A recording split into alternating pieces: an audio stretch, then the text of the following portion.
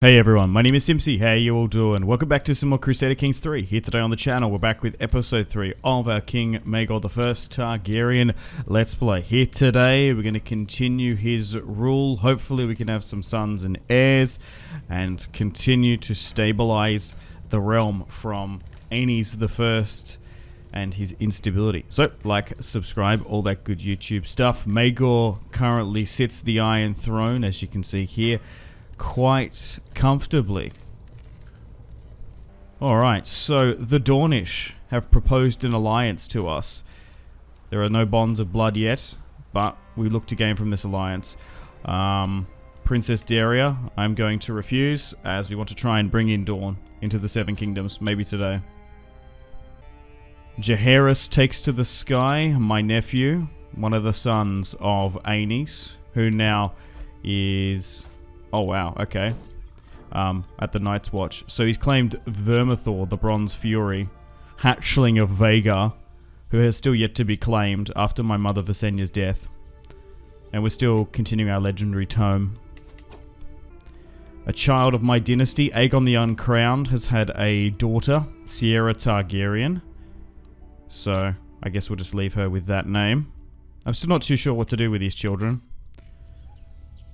My wife is giving me the Strong nickname, as I'm now married to Rhaena. This is my second wife. We got rid of the High Tower, but hopefully Maegor can have a child with her. He's ruled the Iron Throne for what, 10 years now? Still yet to have a child. And Lord Walton has come and bent the knee. His father was a rebellious traitor. Oh, Alysanne has now risen to become a dragon rider. Oh. She rides the young hatchling Silverwing, who would have been... no, Quicksilver was Aenys' dragon. Okay, what? It's been another 5 years in this marriage with Rhaena.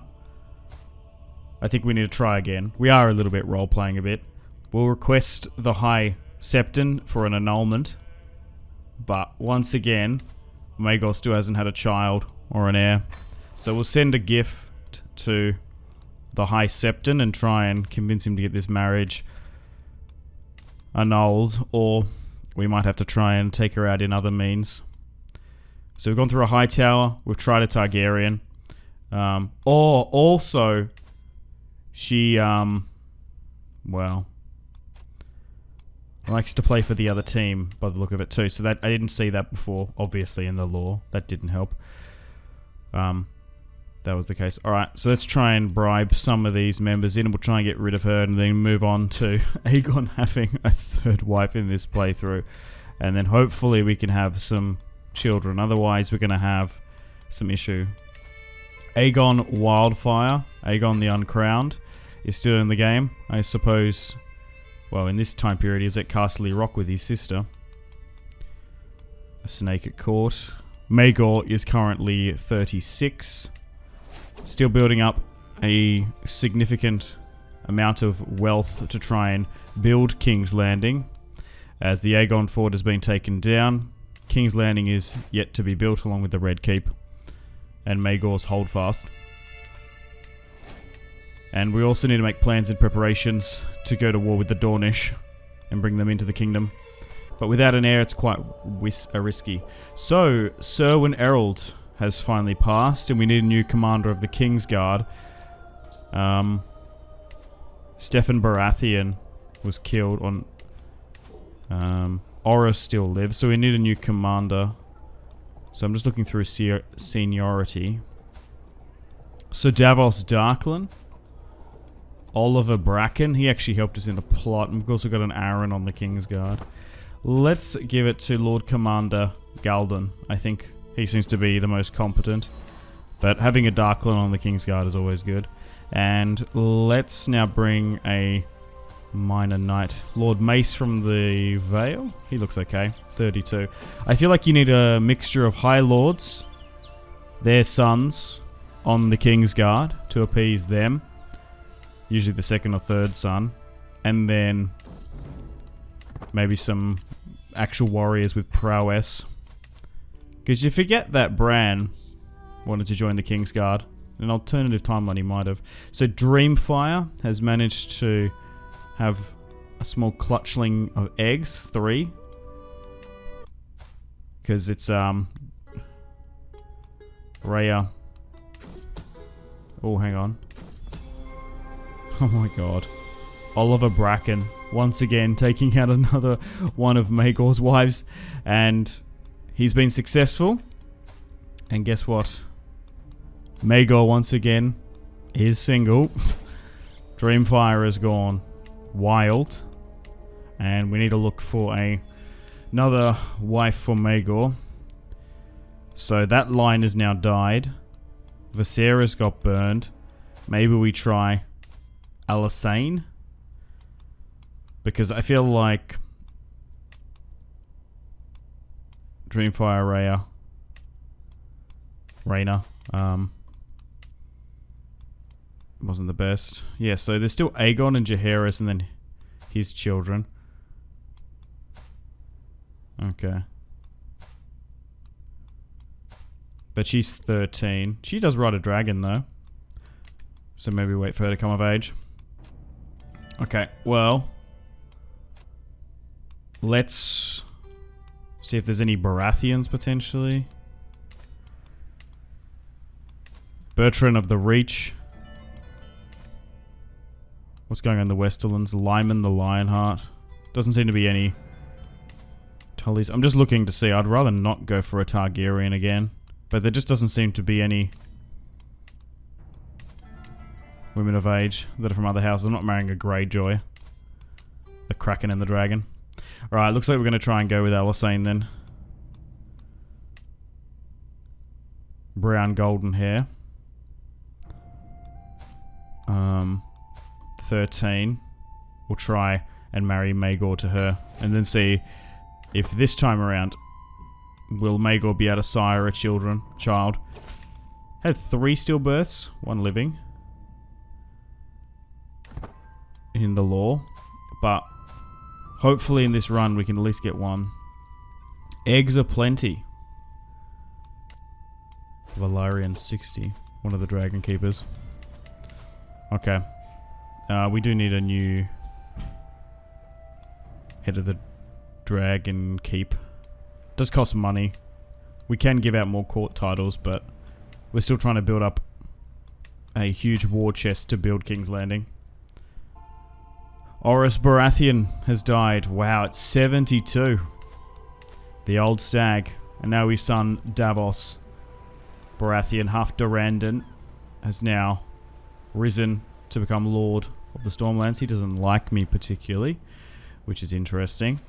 But Oris is now dead. I will honor his son as Hand of the King. So let's assign that. A Baratheon should be our hand. That will give him a decent amount of power and influence, as the king has no spouse at the moment.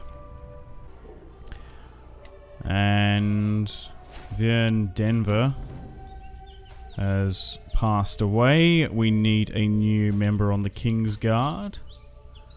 Oren Petridge, who's 40. He looks good. Alright, let's bring him into the King's Guard. We've managed to unlock the Gallant trait for Maegor, who has now hit 40 years of age. She's just about to become of age, but he still hasn't had any children. Aegon has had another child. So at the moment, if Maegor dies, House Velaryon will sit the Iron Throne, by the look of it. Okay, we can finally send this marriage proposal. And, well, the realm is at war. What's this? Call the banners. Lord Davos, you're joking. Wow. I, Storm King Davos of House Baratheon, the first of my name, declare my independence. Okay, so the Arryns, the Greyjoys, everyone seems to be siding with me. So, Oris Baratheon's firstborn son and heir, half Durrandon, still has that traitor's blood in him, I guess. Or that independence. Yeah, because he's half Durrandon, half Baratheon. Has risen up against Maegor, the fool. He's going to nearly see a destruction of House Baratheon. Well, to be fair, if Maegor dies, the Storm Kings can probably be independent, the Stormlands. Because all it takes is one Scorpion, one crossbow bolts to hit Balerion, who's quite old now, and to take out the aging King Maegor. So, Maegor is going to top Balerion and go against Prince Ronald, as half of the Baratheons have sided with Davos. We've crushed the army just outside King's Landing, and now we're going to besiege Storm's End. We could allow Balerion to light it ablaze, but we'll see. We just have dragons on our side and numerical supremacy. So I guess it's a good opportunity to go against Maegor, if you think you can get rid of him. Still hasn't sided an heir. So we're starting to take some of the surrounding cities and settlements around Storm's End as the Arryns come in and help us out. Maybe Davos was deceived, thinking there would be more support, because his sister is married to a Tully. But they don't look like they've picked a side. And my cousin Daemon Velaryon is currently my regent. But yeah, I guess using the power of Hand of the King, the death of Orys, and a little bit of Maegor's instability. He's 42 now and still had no children, which is surprising. He should be able to at least have one, but maybe it's the wives. Maybe it's not Maegor. But it looks like we're going to be able to win here. Oh, we have one. And we're going to be able to accept a hostage. Is it 90%? Which is interesting. Rogar Baratheon is the heir. Can we demand one of his daughters or something? That would be ideal. Because then we could use her in a potential hostage situation. Because House Baratheon, look at this. We've got Rogar, Garin, Ronald. It's a shame because Orys helped put Maegor on the throne and now his son has declared his independence the full. Okay, so these aren't going to be accepted, which is unfortunate. Alright, so I was expecting to go against the Dornish here today, but we had to deal with the Baratheon rebellion. The Starks, Baratheons have rebelled, and then obviously we had the Aenys War, so still trying to have a child for Maegor, continue his reign. But we'll deal with the Stormlanders now, and then we'll cross our fingers and hope to try and have a child. And then we've got to go bring Dawn into the Seven Kingdoms. But the Targaryens don't usually do well down in Dawn. Alright. Horath Damath, bring them before me. Lord Davos Baratheon now kneels, 53. So let's banish him to the wall. He can join his cousin Aenys. To be fair, his brother was on the was on the King's Guard and died, so maybe he wasn't overly the biggest fan. So now it has passed to Rogar Baratheon. And this is Orys's family tree. But a lot of Baratheons have now been imprisoned. Okay, we need a new Hand of the King, so let's not appoint a Baratheon. You probably could trust a Stark. Maybe we're better off going with the other positions first, sorting by merit and lord. So let's go. Lothar can be Master of Laws. Lyman, the Lannister, can be Master of Coin. We'll make the Stark... Oh, we could actually make the Stark the Hand of the King. We still have our Master of Whisperers. We could make Rogar... No, I'm not... Do I want to... Do I make a Tyrell Hand of the King? Oh, he's got some terrible stats. Look, I'm going to make a Stark Lord Walton Hand of the King, I think. And then I will give Rogar a position on the small council because we don't want to alienate him necessarily. But the Baratheon rebellion has now been dealt with, and we've still got Daemon, my heir at the moment, of House Velaryon. Master of Ships. Alright, and we've still got to deal with Salissa Stark too, who is my hostage. So we'll ransom those Baratheons too. Anyway, unfortunately got to wrap things up here. Thank you very much for watching. Stay tuned for episode 4, and we'll still continue to try and have a child and heir for Maegor, and I still want to attempt to try and bring Dawn into the Seven Kingdoms. So, I wasn't expecting a Baratheon revolt here today, but that was rather exciting after the death of Orys. We've dealt with the Starks, Aenys, and the Sons of the Dragon War, and now we've got to look forward to a war in Dawn, but I just want to try and get some children with Maegor before I risk flying down to Sunspear, because they've still got spears and scorpions and a whole host of deceptive practices they can use against our armies. They've got poison, they've got the desert, and hit and run tactics as well.